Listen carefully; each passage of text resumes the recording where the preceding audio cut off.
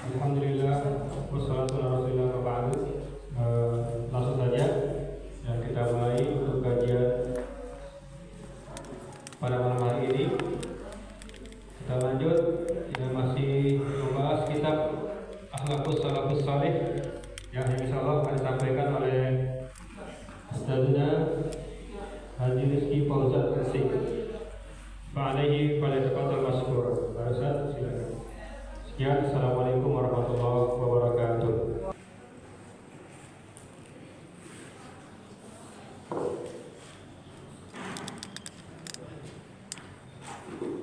Bismillahirrahmanirrahim.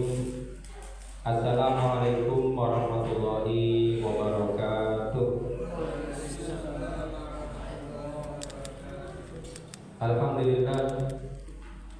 Alhamdulillahilladzi hadana li hadza wa ma kunna linahtadiya laula an hadana Allah.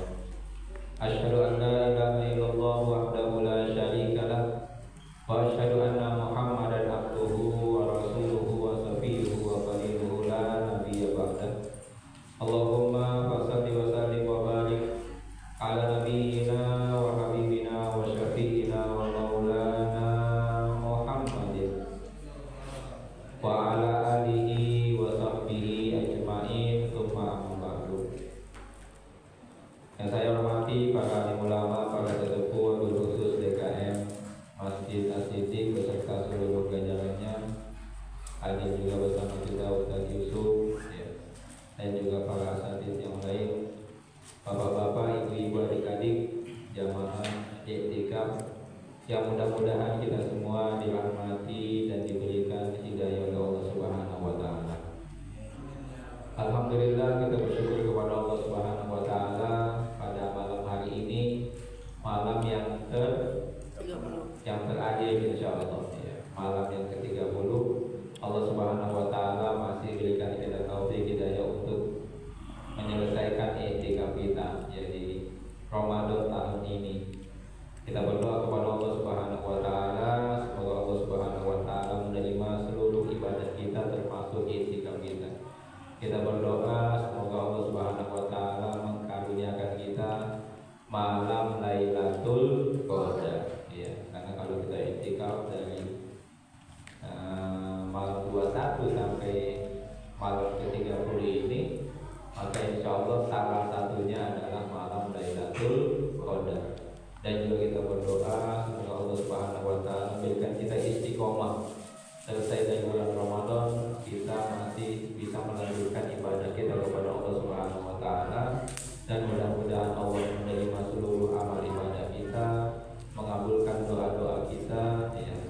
Dan kita termasuk di antara hamba-hamba Allah yang dimerdekakan dari siksa api neraka ya, dan bisa nanti pantas masuk ke dalam surganya Allah Subhanahu wa taala. Ala hadhihi wa ala kulli niyatin shalihah wa ila hadratin Nabiyil Mustafa. Al-Fatihah. A'udzu billahi minasyaitonir rajim. Bismillahirrahmanirrahim. Alhamdulillahirabbil alamin, arrahmanir rahim, maliki yaumiddin. Iyyaka na'budu wa iyyaka nasta'in. Ihdinas siratal mustaqim. Siratal ladzina an'amta 'alaihim ghairil maghdubi 'alaihim waladdallin. Amin. Baik Bapak Ibu jamaah i'tikaf yang dirahmati Allah Subhanahu wa taala. Kemarin kita sudah membahas halaman yang ke-20 ya terakhir ya. Nah, sekarang ya karena waktu kita tinggal ya, malam ini insyaallah saya ingin langsung ke halaman 23 saja ya. Kita buka halaman yang ke-23 pada bab yang baru, wa min akhlaqihim ya, baris yang ketiga ya. Halaman 23 baris yang ketiga ya. Pembahasan yang baru tentang akhlak salafus saleh radhiyallahu anhum. Semoga Allah Subhanahu wa taala meridhoi mereka dan juga meridhoi kita semua dengan berkah kita mengikuti akhlak yang mereka miliki. Sudah ketemu semua? Sudah. Ya. Pak Muklis sudah ketemu Pak Muklis. Saya ini sudah ketemu saya ini. Siap. Ayo. Ahlan wa sahlan Ustazuna. Ustaz Amin tadi. Bismillahirrahmanirrahim. Qala mu'allifu rahimahullahu ta'ala wa nafa'ana bihi wa bi ulumihi fid dharain insyaallah. Wa min akhlaqihim, dan di antara akhlak-akhlak salafus shalih radhiyallahu anhu, tafaqqudu nufusihim kulla sa'atin, selalu meneliti, mengoreksi, memuhasabah nufusihim, diri mereka, kulla sa'atin, setiap saat, setiap waktu, liyukhriju, agar mereka mengeluarkan minha, dari diri mereka, apa yang mereka keluarkan, sifatil munafikin, sifat-sifat orang munafik. Jangan sampai dalam diri mereka terdapat sifat-sifat kemunafikan. Itu terus mereka muhasabah, mereka teliti. Kalau seandainya mereka temukan dalam diri mereka sifat-sifat kemunafikan, ya, mereka berusaha menghilangkannya. Wa yudkhilu fiha sifatil mu'minin, ya, dan mereka memasukkan dalam diri mereka sifat-sifat orang beriman. Yaitu mereka selalu berusaha, kalau masih ada sifat-sifat kemunafikan, bagaimana cara menghapuskannya dari diri mereka. Li'annaha, karena sesungguhnya sifat-sifat orang yang beriman itu aksuha, ya, kebalikan dari sifat-sifat orang munafik.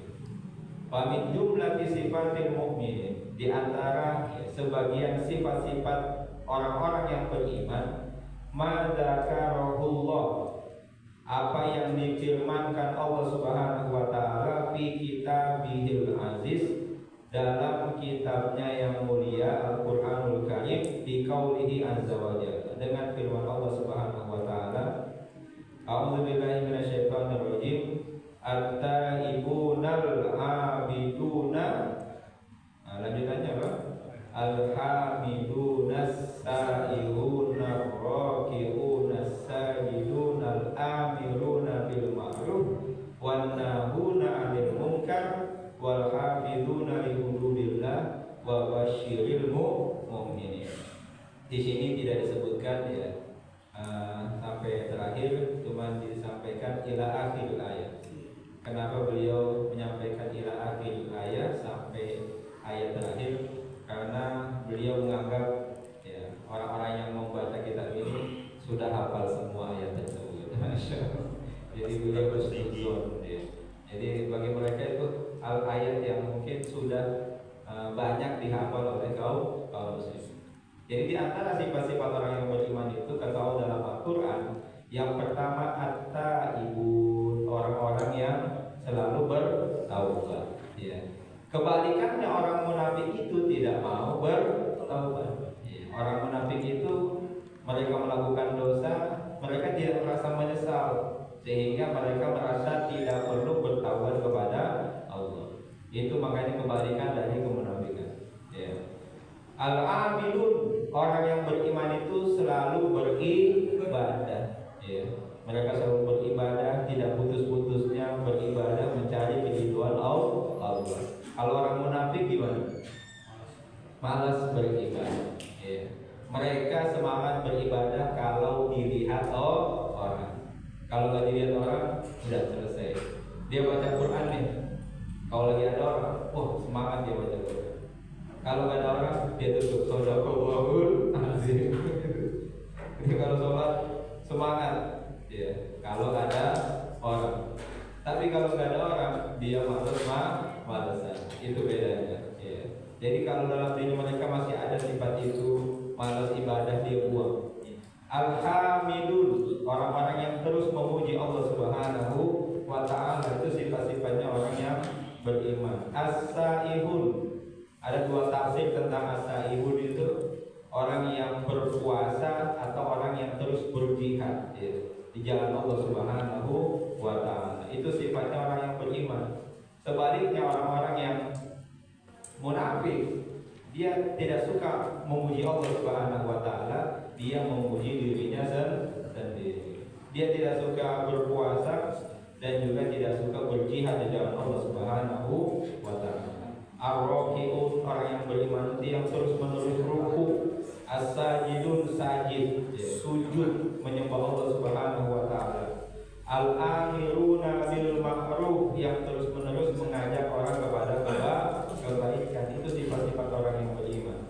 Wan nahuna 'anil munkar, ya, selalu berusaha untuk mencegah dari kemungkaran.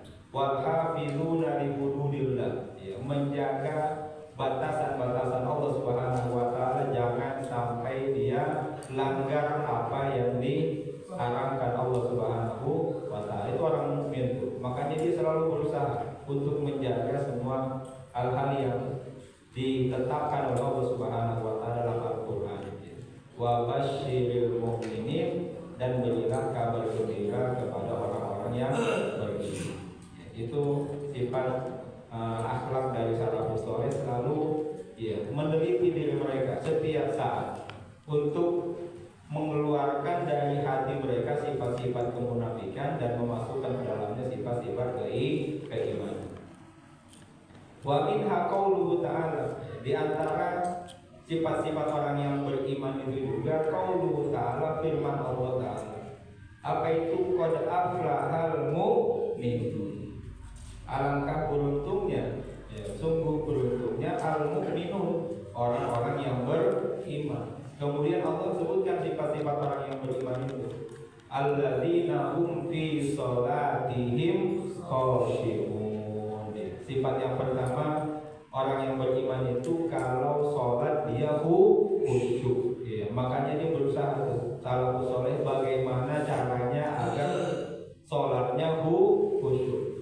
Bedanya orang munafik, kalau sholat tidak khusyuk. Ya, makanya berusaha agar dia mendapatkan label keimanan, berusaha bagaimana caranya untuk sholat khusyuk. Lanjutannya apa ya itu?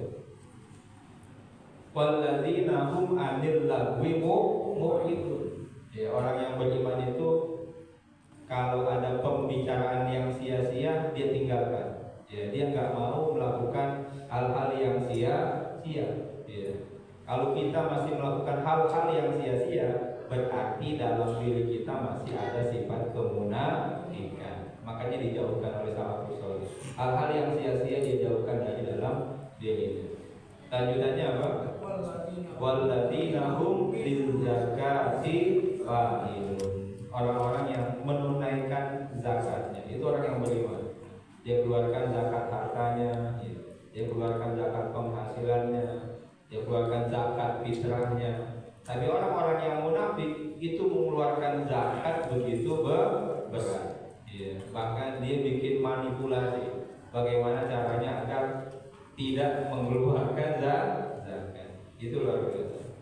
Walladzina hum li furujihim hafizun. Orang yang beriman itu berusaha semaksimal mungkin bagaimana menjaga kemaluan, menjaga pandangan agar dia bisa menjaga kemaluan. Tapi orang-orang yang munafik, dia tidak bisa menjaga pandangan sehingga tidak bisa menjaga kemaluannya. Jadi kalau ada dalam dirinya tuh sifat-sifat yang belum sesuai dengan sifat-sifat orang yang beriman, dia terus memuhasabah dirinya. Itu salafus saleh. Lanjutannya apa? Illa ala azwajihim aw ma malakat aymanuhum fa innahum ghairu malumin. Kecuali kepada istri-istri dan budak-budak mereka yang dihalalkan Allah Subhanahu wa taala. Famani butaqa wara'a dzalika faulaika humul aadun. Barang siapa yang mencari lebih dari itu, maka dia sudah melampaui batas. Walladzina hum li amanatihim wa ahdihim ra'un. Sifat orang yang beriman itu mereka menjaga amanah dan janji yang sudah diberikan kepada mereka.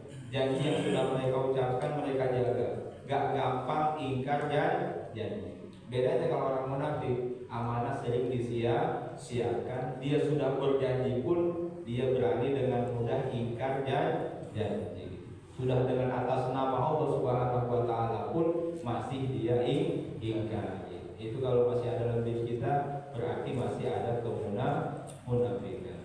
Walladzina hum bi amanatihim wa ahdihim ra'un walladzina hum ala sholawatihim yuhafizun. Orang yang beriman itu sholatnya dia jaga benar gitu. Bahkan dia nomor satukan dibandingkan dengan aktivitas dunia yang lain. Kalau orang munafik, dia bisa jadi masalah sholat tuh nomor sekian gitu. Makanya dia jaga. Kalau masih suka menunda sholat, ya dia berusaha untuk mengubahnya sehingga bisa menjaga sholat. Ulaika humul warithun alladzina yarisuna al-firdausa hum fiha khalidun. Itulah orang yang beriman yang mereka kelak akan mewarisi surga Firdaus dan mereka kekal di dalamnya. Jadi salafus saleh itu semua sifat-sifat orang yang beriman yang Allah sebutkan dalam Al-Quran, mereka berusaha terapkan dalam diri mereka. Yang berikutnya, wana buhuma, dan semisal dua ayat ini bila ayat dari ayat-ayat yang Allah sebutkan dalam Al-Quran. Wa fil hadis, dalam hadis Rasulullah SAW beliau juga bersabda, la yu'minu ahadukum, tidaklah beriman salah seorang di antara kalian hatta yuhibba li akhihi, sampai dia mencintai untuk saudaranya ma yuhibbu li nafsihi, sebagaimana apa yang dia cintai, dia sukai untuk dirinya sendiri. Ini langsung para salafus saleh ketika mendengar hadis ini, bagaimana caranya menerapkan hadis ini dalam kehidupan mereka. Kalau dia suka dapat duit, dia juga suka saudaranya dapat duit. Ada orang dia dapat duit senang, tapi lihat orang dapat duit dia nggak senang, iri dia. Kalau dia ganti mobil senang, tapi lihat orang ganti mobil dia dengki. Jangan-jangan ini orang korupsi. Itu namanya iri, dengki, hasad. Orang yang beriman tuh dia berusaha, ya Allah, kalau dalam diri saya ada iri, dengki kepada saudara saya sama muslim, berarti saya belum benar-benar beriman, masih ada sifat kemunafikan, makanya dia jauhkan. Kalau dalam dirinya belum sesuai dengan apa yang disebutkan oleh Rasulullah. Wa fi hadis akhar, dalam hadis yang lain Rasulullah SAW bersabda, la yu'minu ahadukum, tidak dikatakan beriman salah seorang di antara kalian hatta ya manu jaruhu bawa'iqahu, sampai tetangganya merasa aman bahwa ikohu dari gangguannya. Qalu, para sahabat bertanya, wa ma bahwa ikohu ya Rasulullah, apa yang dimaksud dengan gangguan itu ya Rasulullah? Qala gishuhu wa dzulmuhu, tipuan yang dia lakukan, wa dzulmuhu, dan kezaliman yang dia lakukan. Jadi orang yang beriman itu kalau ternyata perilakunya masih bisa mengganggu kehidupan tetangganya, berarti belum bisa dikatakan benar-benar beriman. Kalau kata-katanya menyakiti tetangganya, kalau perbuatannya menyakiti tetangganya, dia berarti belum sempurna keimanannya. Makanya para salafus saleh itu langsung mengintrospeksi diri mereka. Apakah perbuatan saya selama ini pernah menyakiti tetangga saya? Kalau dalam diri dia pernah ternyata menyakiti tetangga dia akan berusaha untuk menghilangkan perbuatan tersebut. Itu kebiasaan para salafus saleh. Dia menerapkan ciri-ciri orang-orang yang beriman yang disebutkan Allah dalam Al-Quran dan disebutkan Rasulullah dalam hadis-hadis beliau dalam kehidupan mereka sehari-hari. Itu salafus saleh terdahulu. Wa kana Amirul Mukminin Umar bin Khattab, diceritakan bahwasanya Amirul Mukminin Umar bin Khattab radhiyallahu anhu, semoga Allah Subhanahu wa taala meridhai beliau. Yaqulu, beliau berkata, idza ra'aitumuni, jika kalian melihatku ziktu sudah melenceng anit thoriq, dari jalan yang lurus, faqumuni, maka luruskanlah aku, wansahuni, dan nasihatilah aku. Itu Amirul Mukminin Umar bin Khattab. Jadi ketika beliau jadi khalifah, dia justru nantang rakyatnya. Kalau dia salah, tolong dikritik, tolong diluruskan. Kalau sekarang enggak kan? Ada yang mau mengkritik, ada yang mau meluruskan, ada yang mendemo, dia pergi. Atau dia enggak mau tahu.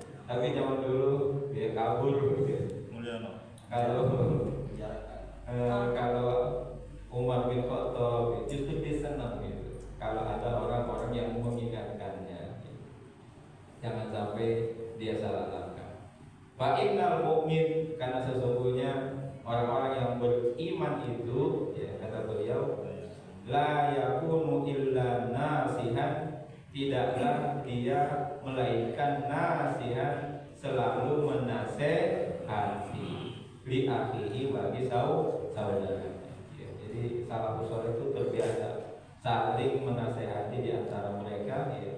Rakyat kepada pimpinannya, termasuk pimpinan kepada rakyatnya.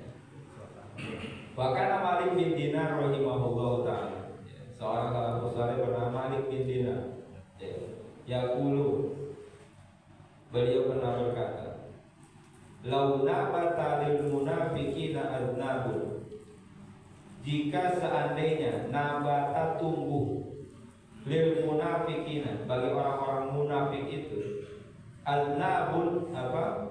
Ekor. Kalau seandainya orang munafik itu setiap mereka berbohong, setiap mereka ingkar janji, setiap mereka menipu orang, terus muncul ekornya, seperti Pinocchio.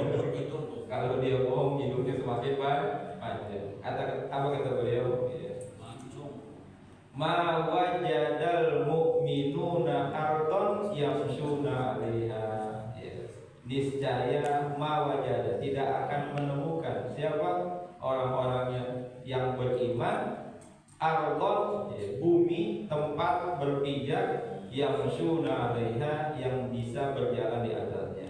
Saking banyaknya nanti berkeliaran ekor-ekor orang munafik. Saking banyaknya kemunafikan yang terjadi di dunia ini, itu dasarnya.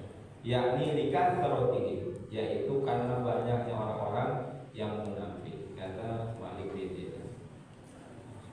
Wa kana Hudzaifah radhiyallahu anhu, sahabat yang mulia Hudzaifah bin Yaman, shahibu sirri Rasulillah, pemegang rahasia Rasulullah sallallahu alaihi wasallam.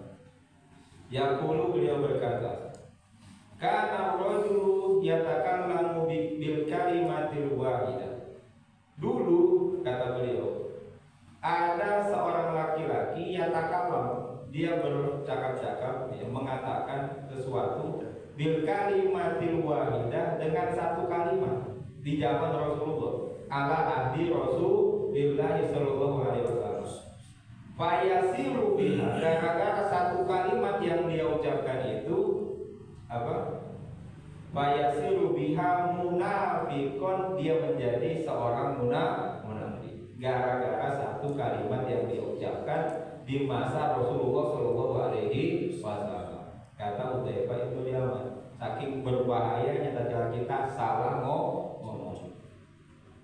Wa ini, dan sekarang saya, kata Hudzaifah, la asma'uha min ahadikum, justru sangat sering mendengar perkataan tersebut, seperti kata Rasulullah, min ahadikum, dari salah seorang di antara kalian, fil majlisil wahid, dalam satu majlis, satu tempat, kata beliau, asyra marratin, puluhan kali. Kalau di zaman Rasulullah sekali aja bisa jadi munafik, ternyata antum setelah Rasulullah wafat berpuluh-puluh kali dalam satu majlis melakukan perkataan yang sama. Kata Hudzaifah bin Yaman, wa huwa la yantabih, sementara dia nggak sadar, dia mengucapkan perkataan yang bagi dia sepele, tapi di zaman Rasulullah perkataan itu sudah menjadikan seorang sebagai munafik. Karena Rasulullah tahu nih langsung, kalau Rasulullah kan bisa mengetahui, oh ini munafik, ini mukmin, ini mukmin. Tapi setelah Rasulullah kan kita nggak bisa ngecap orang munafik. Tapi kata Hudzaifah bin Yaman, kata-kata yang diucapkan itu kalau di zaman Rasulullah diucapkan, itu sudah membuat kita sebagai orang munafik. Walaupun Hudzaifah nggak berani untuk mencap orang-orang itu sebagai orang munafik. Itu di zaman sahabat masih hidup, berarti generasi kedua, sahabat dan para tabi'in. Kalau sekarang kira-kira gimana? Lebih banyak lagi ucapan-ucapan yang lebih dahsyat lagi tentu, yang kadang-kadang kita nggak sadar, kayak cuman bikin seseorang itu munafik, bahkan bisa jadi murtad dari ajaran Islam. Islam liberal, yang mengeluarkan kata-kata yang kalau mungkin di zaman Rasulullah itu sudah dianggap kafir.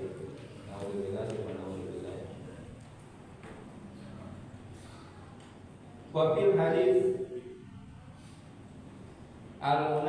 al-munafiqu himmatuhu fit ta'ami wasyarab. Ya. Dalam sebuah hadis disebutkan perbedaan antara orang munafik dan orang yang beriman. Apa itu bedanya? Ya. Kata Rasulullah, al-munafiqu, orang munafik itu himmatuhu, ya, cita-cita tertingginya yang selalu berada dalam pikirannya apa? Fit ta'ami wasyarab. Itu orang munafik. Yang dipikirin kalau dapat duit apa? Makan di mana, minum di mana, makan apa, minum apa. Itu munafik, hati-hati itu. Pokoknya dapat rezeki apa saya yang dipikirin nggak jauh, makan dan minum, kulineran tiap hari. Ayo hati-hati itu ya Allah. Jangan-jangan dalam diri kita masih ada sifat kemunafikan. Wal mukmin, sementara orang yang beriman, kata beliau, himmatuhu, ya, cita-citanya, ya, keinginannya fisyami wassalah, ya, yang dipikirkan bagaimana menyempurnakan puasa, bagaimana menyempurnakan sholat. Itu orang yang beriman. Ya. Kalau dia jalan-jalan, ya. Kalau orang munafik yang dipikirin makan di mana, ya kan, istirahat di mana. Tapi kalau orang yang beriman yang dipikirin sholatnya, nanti kita sholat di mana, gitu. Kita istirahat di mana untuk sholat. Gitu. Ada orang yang bikin acara nggak dipikirin sholatnya nanti gimana, yang dipikirin makanannya gimana, enak nggak, minumannya enak nggak. Pas tiba-tiba bikin acara, sholatnya di mana nih? Nggak tahu kan gitu, di mana aja gitu. Tapi kalau orang yang beriman bikin acara apapun, dia pikirkan itu kira-kira kalau kita bikin acara di sini, sholatnya di mana? Gitu. Kira-kira kita bisa tepat waktu enggak? Ya. Itu yang disebutkan oleh Rasulullah SAW dalam sebuah hadis. Jadi, masya Allah, jangan-jangan kita masih banyak dalam diri kita sifat-sifat kemunafikan. Kadang-kadang kan kita sendiri kalau jalan-jalan bikinnya makan aja gitu.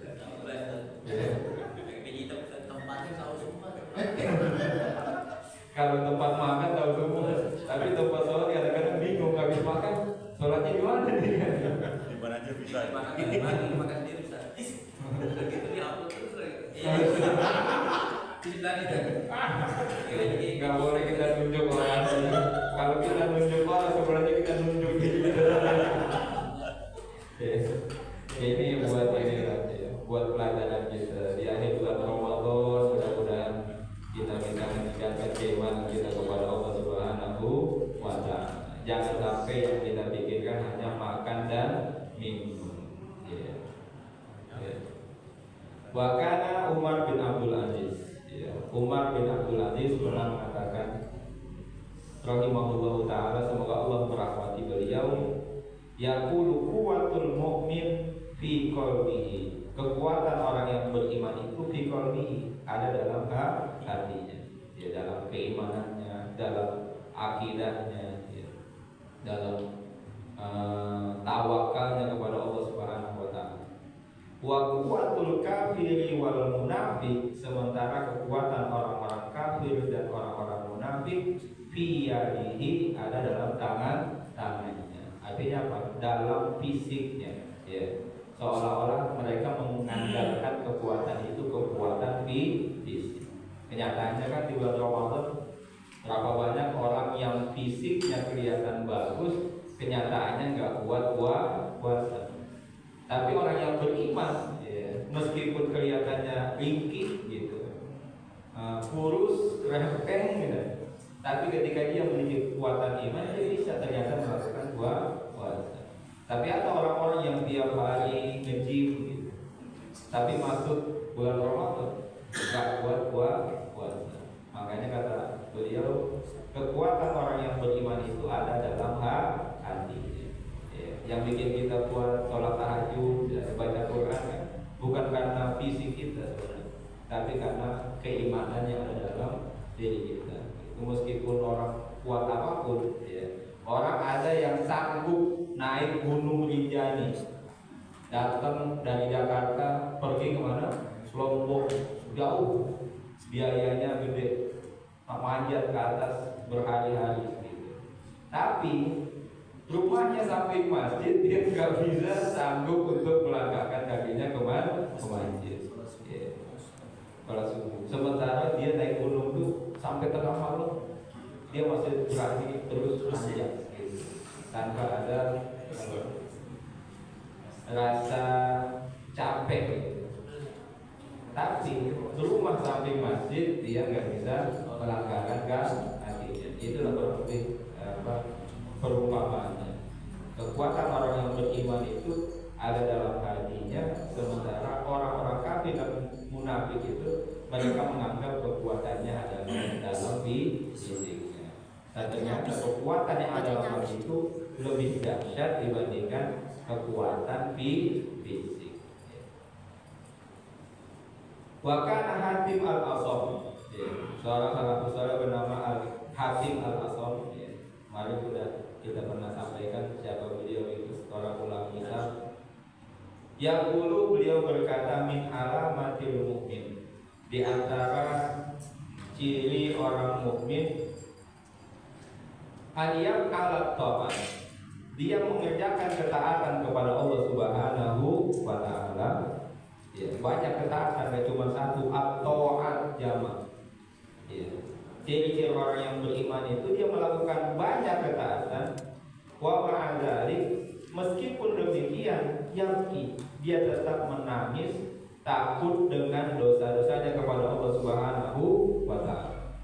Masih khawatir kalau ibadahnya tidak diterima oleh Allah Subhanahu wa ta'ala. Itu orang beriman. Meskipun ibadahnya banyak, dia tetap semakin besar rasa takutnya kepada Allah Subhanahu wa ta'ala. Baik karena dosa-dosa yang pernah dia lakukan, ataupun khawatir kalau ibadahnya tidak ikhlas dan diterima oleh Allah Subhanahu wa ta'ala. Itu ciri orang yang beriman. Wa min alamatil munafik, kata beliau, sementara di antara tanda orang munafik, adiyan sa'amal, dia lupa beramal kepada Allah, amalnya sedikit. Summa yadha, tapi ketawa gitu, seolah-olah nggak ada masalah dalam dirinya, menggampangkan ibadah kepada Allah Subhanahu wa ta'ala. Nggak puasa tapi seolah-olah ya merasa nyaman-nyaman saja gitu. Itu ciri-ciri orang munafik. Sedikit amalnya tapi banyak ketawanya, banyak bercandanya. Itu naudzubillah, naudzubillah. Fa'lam dzalika ya akhi, maka ketahuilah hal itu wahai saudaraku. Wa fattish nafsaka, dan periksalah dirimu qabla mautika, sebelum kau meninggal dunia. Wabki 'alaiha, dan menangislah untuk dirimu. In wajadta fiha, jika engkau mendapatkan dalam dirimu ternyata ada apa? Akhlakul munafikin, ada akhlak-akhlak orang munafik. Justru akhlak orang-orang yang beriman masih jauh dalam diri kita. Dalam diri kita masih ada sifat-sifat kemunafikan. Kata penulis kitab, kita banyak-banyak istighfar. Wa aktsir minal istighfar, perbanyaklah istighfar. Walhamdulillahi rabbil alamin. Dikit lagi ya, ini karena penutupan mungkin ya.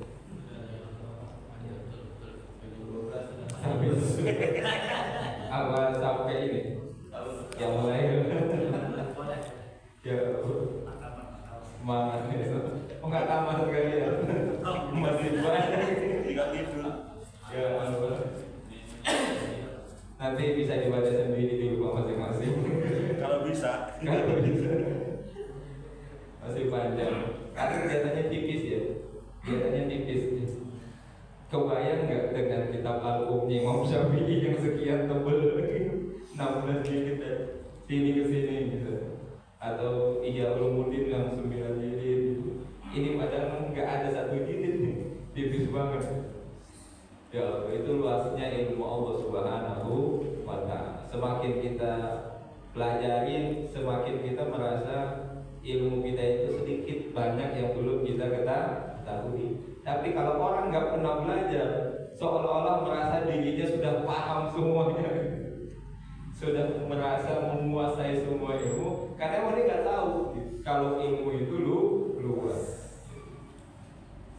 Wa min akhlaqihim radhiyallahu ta'ala, di antara akhlak salafus saleh yang lain, semoga Allah Subhanahu wa taala meridhoi mereka. Taqdimu a'malil akhir, mereka selalu mendahulukan amalan-amalan akhirat, daiman selalu ala a'malid dunia, dibandingkan amalan-amalan dunia. Jadi sebelum melaksanakan aktivitas dunia, mereka selalu menuntaskan dulu amalan-amalan akhiratnya kepada Allah Subhanahu wa taala. Fayuqaddim ahaduhum, maka memulai ahaduhum, salah seorang di antara mereka, wirdahu ba'da sholat subuh. Selalu orang salafus saleh itu memulai wiridnya ba'da sholat subuh. Selalu memulai dengan zikir pagi sebelum memulai aktivitas. Ala sa'iri muhimmati, atas segala kepentingan hidupnya. Dia selalu tidak pernah putus untuk menjalin hubungan dengan Allah terlebih dahulu sebelum menjalin hubungannya dengan sesama manusia. Mendahulukan amalan akhirat dibandingkan amalan dunia. Itu kebiasaan salafus saleh. Nggak pernah tinggal wirid pagi sebelum melaksanakan aktivitas. Makanya hidupnya berkah. Kama yuqaddimu tahajjuda fil lailatil baidah, sebagaimana mereka selalu mendahulukan tahajud, salat tahajud kepada Allah fil lailatil baidah, dalam malam yang sangat dingin, meskipun malamnya dingin. Kayak di sini kan dingin. Ada AC, atau mungkin lagi hujan deras, lagi enak-enaknya tidur gitu. Justru para salafus saleh bangun dan menganggap disitulah paling nikmatnya bermunajat kepada Allah Subhanahu wa taala. Ala naumihi, mereka mendahulukan salat tahajud di malam yang sangat dingin dibandingkan tidurnya tahtal dihab, di bawah selimut yang empuk. Itu udah kalau bisa sudah tinggalkan istri yang empuk, selimut yang empuk. Untuk apa? Bermunajat kepada Allah Subhanahu wa taala. Itu kita telah mencontoh aktivitas akhlak salafus saleh. Sama seperti yang diceritakan oleh Aisyah radhiyallahu anha. Aisyah itu kan di antara istri Rasulullah yang 9, beliau salah satunya. Jadi untuk dapat giliran sama Rasulullah nunggu 9 hari. Bayangin, nggak setiap malam dia bisa tidur bersama Rasulullah. Kira-kira nunggu 9 hari itu kangen nggak sama suami? Kangen banget. Saingannya 9. Kita ninggalin istri semalam aja, misalnya istri itu udah kangen gitu. Ini ditinggal 9 hari. Kalau kita di sini tinggalin 10 hari, 2 hari. Tapi kan Ramadan tuh. Kalau dia setiap hari ditinggal 9 malam tuh, baru dapat jatah yang malam yang ke-9. Kata beliau, ketika kulit saya sedang bersentuhan dengan Rasulullah SAW, lagi merasakan kehangatan pelukan seorang suami yang sudah 9 malam tidak ketemu. Tiba-tiba Rasulullah minta izin, wahai istriku, izinkan aku untuk bermunajat kepada Tuhanku. Ya. Itu Rasulullah lagi asik-asiknya berdoa. Kata Aisyah, ya saya sangat suka berdoa denganmu, tapi bagaimanapun juga saya tidak bisa melarangmu untuk berdoa dengan Allah Subhanahu wa taala. Itu Rasulullah SAW yang dicontohkan beliau. Beliau meninggalkan istrinya untuk bermunajat kepada Allah Subhanahu wa taala. Wa ala zalika, oleh karena itulah darajat salafus shalihu kulluhum, naiklah derajat orang-orang soleh sebelum kita kulluhum semuanya. Karena apa? Karena mereka selalu mendahulukan amalan akhirat dibandingkan amalan dunia. Aktivitas dunia harus dimulai dengan aktivitas akhirat. Dimulai dengan doa, dimulai dengan zikir, dimulai dengan tahajud. Kadang-kadang kita kalau udah sibuk udah zikir mah aja belakangan. Yang penting tar aja. Yang penting dulu nih kan zikir. Zikirnya belakangan. Kalau ya kan. Dikit lagi, ya. Faman asbaha himmatuhud dunia. Ya. Faman asbaha barang siapa masuk di subuh hari, di pagi hari, wa himmatuhu sementara yang ada dalam pikirannya ad-dunya adalah dunia. Bangun tidur yang dipikirin, kerjaan yang dipikirin, target yang dipikirin, dunia gitu, bonus segala macam, gimana dapat target dunia. Kata siapa? Masih kata berkata pengarang ya. Paman asbaha himmatuhud dunya fahuwa kharijun an thariqihim, maka dia sudah keluar dari jalan salafus sholeh. Kalau bangun tidur yang dipikirin duit, yang dipikirin jabatan, yang dipikirin masalah dunia, berarti dia sudah keluar dari jalan para salafus sholeh. Jadi yang dipikir itu bagaimana mendapatkan ridho Allah Subhanahu wa taala terlebih dahulu sebelum mendapatkan ridho manusia. Bahkan Yunus bin Ubaid rahimahullah taala, Yunus bin Ubaid yaqul, beliau berkata, man lam takun indahu tasbihatun aw tahlilatun wahidatun, barang siapa yang tidak memiliki satu tasbih atau tahlil dalam kesehariannya, khairan minad dunya, yang lebih baik daripada dunia, tahlil dan tasbih itu lebih baik dari dunia, wa ma fiha, dan apa-apa yang ada di dalamnya, fa huwa mimman athara dunyahu ala akhirati, berarti dia termasuk dari kalangan orang-orang yang lebih mendahulukan dunianya dibandingkan akhiratnya. Sampai enggak ada waktu untuk baca tasbih, enggak ada waktu untuk baca tahlil, seharian sibuk dengan dunia, berarti dia sudah mabuk dunia. Bahkan Malik bin Dinar rahimahullah taala, Malik bin Dinar rahimahullah taala pernah berkata, man khotobat dunya, man khotobat dunya, barang siapa yang melamar dunia, dia melamar dunia, pengen nikah dengan dunia, pengen memperistri dunia, menjadikan dunia sebagai kekasihnya, ibaratnya tujuan hidupnya. Apa kata beliau? Tolabat min budinahu kullahu fi sodakiha. Tolabat, niscaya dunia itu akan meminta minhu darinya, dinahu agamanya, kullahu seluruhnya, fi sodakiha sebagai maharnya.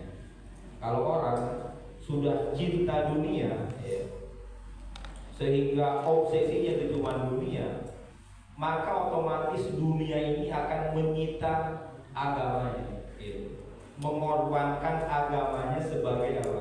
Mahar dia untuk mendapatkan dunia.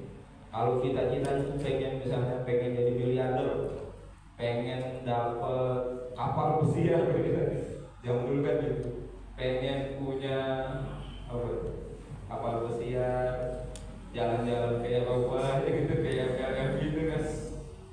Kadang-kadang apa? Orang tuh nggak peduli halal-haram, gitu. Jadi prinsip itu halal-haram itu nomor sekian, yang dia kejar dunia. Akhirnya apa? Seolah-olah dunia itu menyita seluruh agamanya. Dia korbankan waktu sholatnya, dia korbankan waktu zikirnya, dia korbankan waktu ibadahnya kepada Allah. bahkan akidahnya pun dia lunturkan untuk mendapat dunia. Itu kurang lebih seolah-olah kita bayar untuk dapat dunia itu dengan mengorbankan akhirat kita sebagai mas kawinnya. La yurdiha minhu illa dzalik. Tidak akan ridho dunia itu kita dapatkan kecuali dengan mengorbankan akhirat. Kalau memang pure yang dia inginkan adalah dunia, jabatan, uang, dan sebagainya. Wa kana sayyidi asy-syaikh Abu Hasan As-Sadili. Saya Abu Hasan As-Sadili rahimahullah taala pernah mengatakan, ad-dunya ibnatu iblis. Masya Allah. Ad-dunya, dunia ini, kata Abu Hasan As-Sadili, ibnatu iblis. Apa itu ibnatu iblis? Anak perempuan atau putrinya iblis. Masya Allah. Faman khotobaha, barang siapa yang melamar dunia, melamar anaknya iblis, kasuro dudu abiha ilaihi, niscaya akan lebih sering bapaknya menemui orang tersebut, mantunya, mantunya yang melamar anaknya.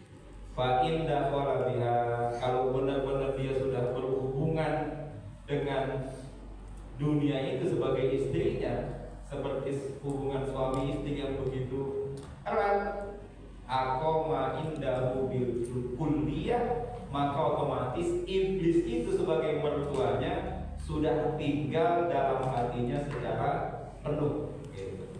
Itu iblis itu udah menetap di hatinya. Itu kalau orang sudah obsesinya pure hanya dunia.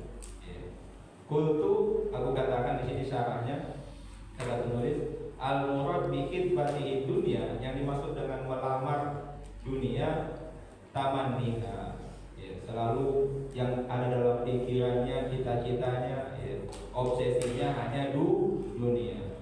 Wa bidukhuli biha, yang dimaksud dengan sudah bercampur dengan dunia itu adalah imsakuha, dia memegang erat dunia itu, imsakul fadili minha, atau dia memegang meskipun berlebihan tapi tidak mau dia keluarkan. Udah lebih dari kecukupan, sudah sampai batas zakat, tetap dia nggak mau keluarin juga, tetap dia pegang, nggak mau disedekahin, nggak mau dizakatin. Itu berarti dia sudah nggak mau putus lepas dengan dunia. Anhajati, meskipun lebih dari kebutuhannya. Ligoi gorodin syar'i, dia melakukan itu bukan untuk tujuan syar'i, bukan untuk tujuan yang diinginkan dalam agama. Misalnya, kalau ada orang nabung sampai punya duit ratusan juta, tapi niatnya duit ratusan juta itu misalnya untuk bangun pesantren, itu kan tujuannya syar'i. Tapi ada orang punya tanah sampai ribuan hektar, umurnya sudah 70 tahun, tapi tanah ribuan hektar itu tidak dimanfaatkan sama sekali, tidak untuk dunia, tidak untuk senang aja dia ngumpulin dunia. Ada yang begitu. Bahkan ada katanya orang tuh kalau tanahnya itu dipakai drone 1 jam ngelilinginnya nggak selesai, saking luasnya tanahnya dia. Kira-kira tuh tanah buat apa? Sampai mati juga nggak ada manfaatnya. Tapi itulah kalau orang sudah sangat cinta dunia. Itulah seolah-olah dia sudah melamar dunia, sudah cinta habis dengan dunia dan tidak mau putus dengan dunia. Fa'ulima anna man aroda anna iblis la yaskun indahu ma tadbi'in datu.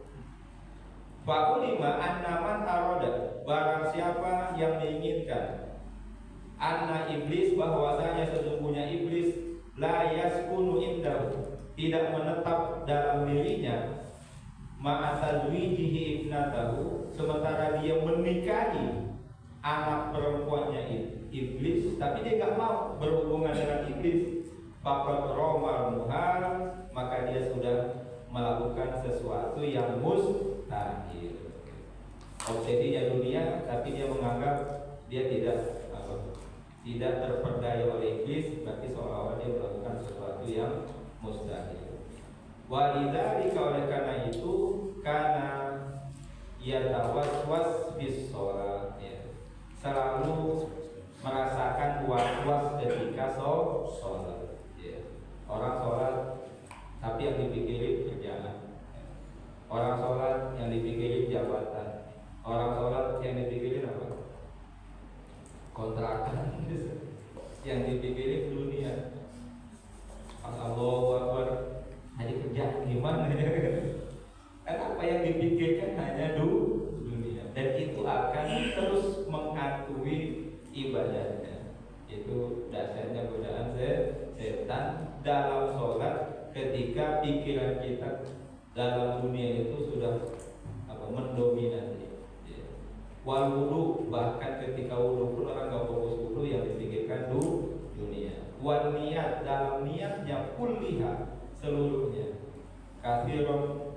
Kathirun minan nas alladzina yuhibbuna dunya bi qulubihim. Betapa banyak orang, minan nas alladzina yuhibbuna dunya, mereka mencintai dunia bi qulubihim, dengan sepenuh hati mereka. Alhamdulillah, summa alhamdulillah min dzalika, alhamdulillahi rabbil alamin. Mudah-mudahan Allah Subhanahu wa taala memberikan kita dunia, tapi bukan untuk mencintainya, ya, tapi menjadikannya sarana untuk mendekatkan diri kita kepada Allah Subhanahu wa taala. Jangan sampai berlebihan mencintai dunia, apalagi yang dipikirkan hanya dunia. Alhamdulillah, subhanallah. Mungkin itu Bapak Ibu yang dirahmati Allah Subhanahu wa taala, kajian kita di bulan Ramadan ini mudah-mudahan bermanfaat. Mohon maaf jika ada kekurangan dan kehilapan, ya. Masih banyak yang tersisa. Yang punya kitabnya silahkan dibaca masing-masing di rumah, ya. Insya Allah banyak manfaatnya, ya. Dan mudah-mudahan ilmu yang sudah kita dapatkan bisa kita terapkan dalam kehidupan kita sehari-hari. Amin ya rabbal alamin. Kita tutup dengan doa